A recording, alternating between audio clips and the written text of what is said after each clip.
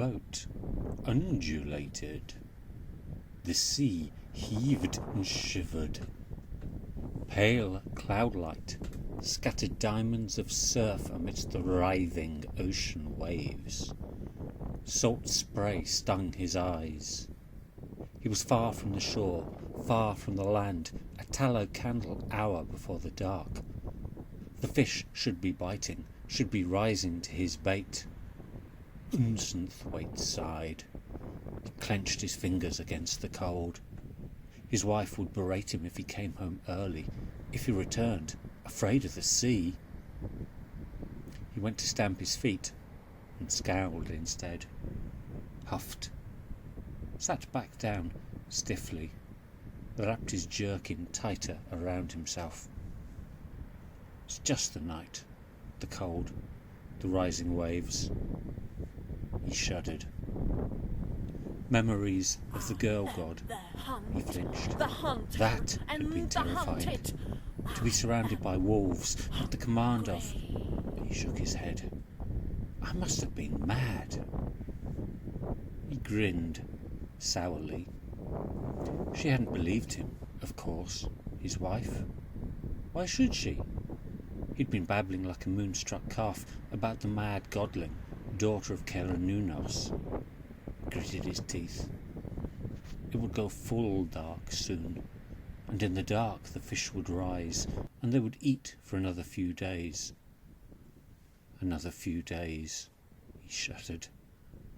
Whitbay was safer than Sherwood. Well, the Norman hold was not so strong, the law not applied so viciously. But it had its own dangers. Priests of the Christ of the East and old Norse families warred, not caring who got caught between them. There was a moment of stillness. Ycenthwaite raised his head. His craft bobbed lightly, as if caught by a sprightly current in a sheltered bay.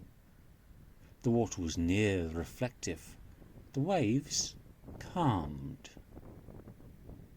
He could see the shore far distant. The monastery rose on the hill, visible high out to sea. At times, on calmer nights, the night singing of the monks could be heard out on the water. Ycenthwaite could see the ocean growing restive. Something rising, something boiling, something from the deep. He blinked against the cold and the salt spray, shaking his head. Dreaming, I am, mad, moon-cursed. He could hear something, not the monks, whose song was high and plaintive. This, what he could hear. He shivered. It was more feel than hear. Goosebumps rose on him. He shivered. The boat heaved, caught by the rising sea swell. Something was rising. The sound was muffled, watery, but deep. Ycenthwaite shivered. There were creatures in the deep. Horses of the deep, he'd heard them called, that occasionally took fishermen who wandered too far out to sea. Even more occasionally, their carcasses washed up on shore, looking nothing like horses. Ycenthwaite shook his head. They were outsiders, foreigners, new to the area, new to Whitbay, and not let in on the jokes, made fun of because they were not born in the area. He shrugged. The idea of a horse of the deep. However would it breathe under water?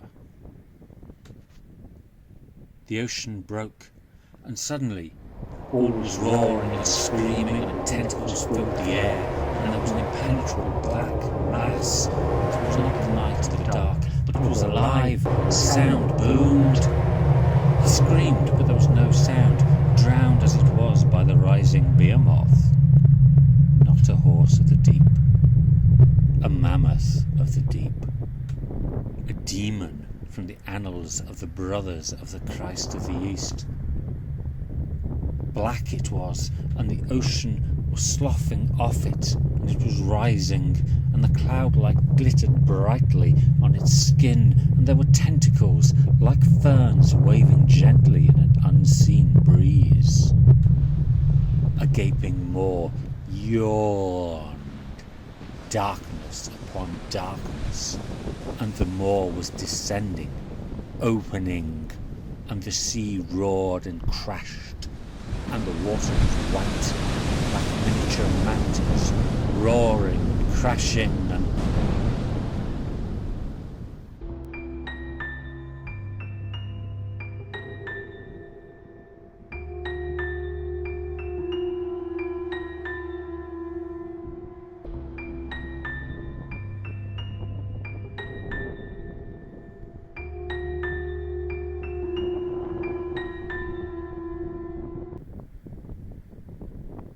His mouth tasted of seaweed, salt spray, dead things. He grimaced, pushing himself up. He was on a shingled beach, and a path led up towards a ramshackle village. Ycenthwaite frowned. It was no Whitbay, not that that was any bad thing. Wherever he was, his wife would complain about the lack of fish, about the lack of his boat, about the fact they'd headed north away from the mad godling, and then that thing that had risen from the deep. Ycenthwaite shook his head. He didn't recognise the coastline, but the day was foggy. He sighed, scowling. It wasn't all hopeless.